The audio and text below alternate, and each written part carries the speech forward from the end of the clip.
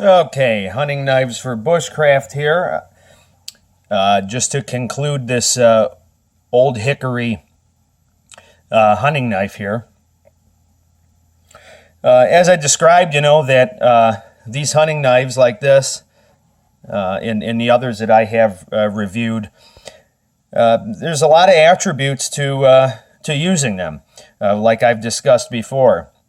In general, you have when you have these hunting knives like this, you have knives that are easy to field sharpen, and that's huge if you're talking about a working knife, and or you're talking about a knife that you're going to be away from sharpening media for a while, right? You're not going to have jigs and different stones and diamond impregnated things and stuff like that.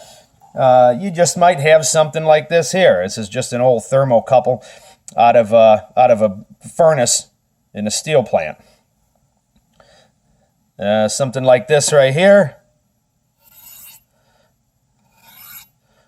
literally takes this knife right back to shaving sharp.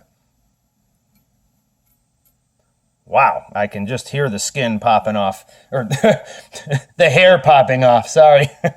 So we have this knife here, and as I stated before, I don't know how much I trust a knife like this to do any type of heavy batoning. I would suspect that the first weakness might be the handle. If I do squeeze a little bit hard there, I can feel the handle give ever so slightly. Of course, the knives like this here, a lot of people mod them very, very easily. A screwdriver, and you can pop this right off. These rivets will break right off. And this can be epoxied down and then re-riveted. You can use the same scales or,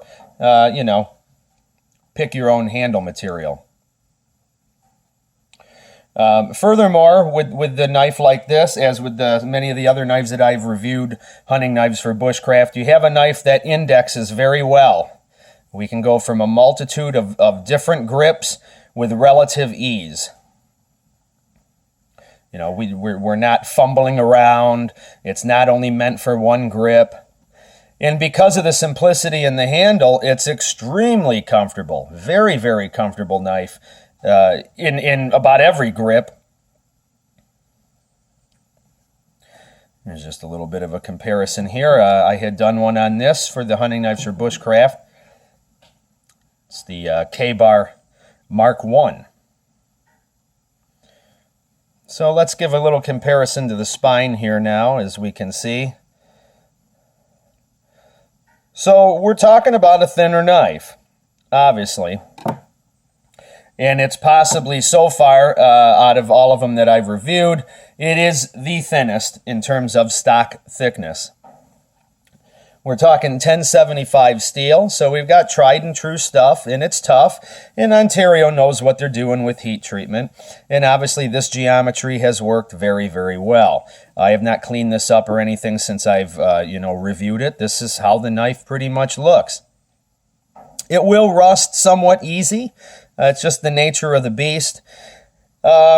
Myself, it doesn't really bother me to have a little bit of surface rust on there, but it'll patina, it'll have splotches and different things on it, but it doesn't bother me, and I'm sure it doesn't really bother anyone who's out there working with their tools.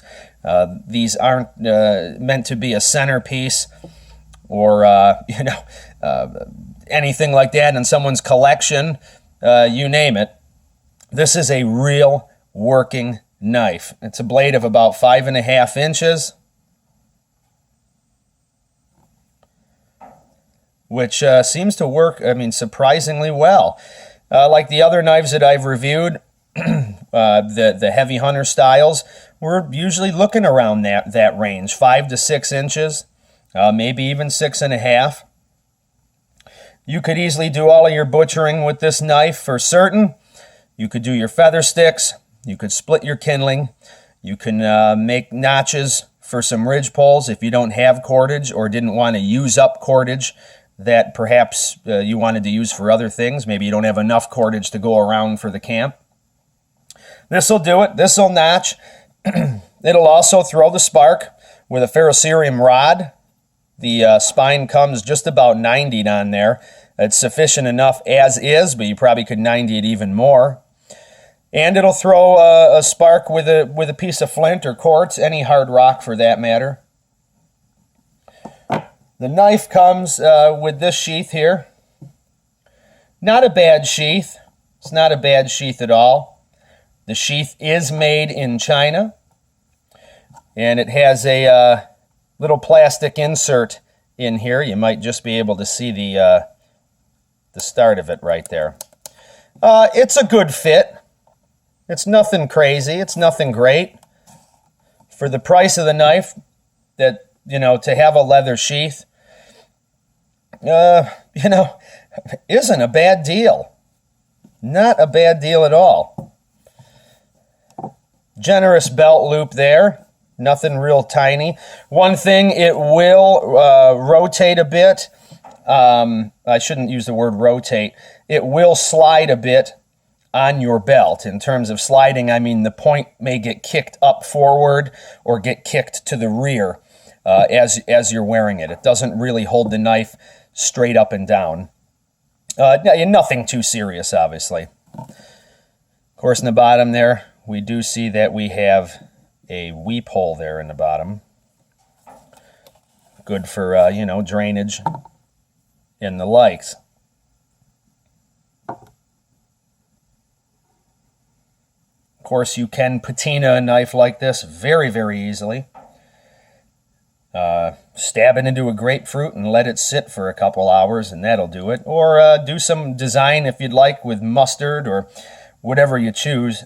I don't do that. I just let the knife take on a natural patina from use. I figure that's the most unique that there is, because it's all the things you've ever cut. Which, so, you know, how can you get more unique than that, right? The knife is patinaed to your usage. All right, well, thank you very much for watching. I hope you enjoyed the series here. Hunting knives for Bushcraft, the Ontario, the old Hickory 5.5-inch hunting knife. Take care.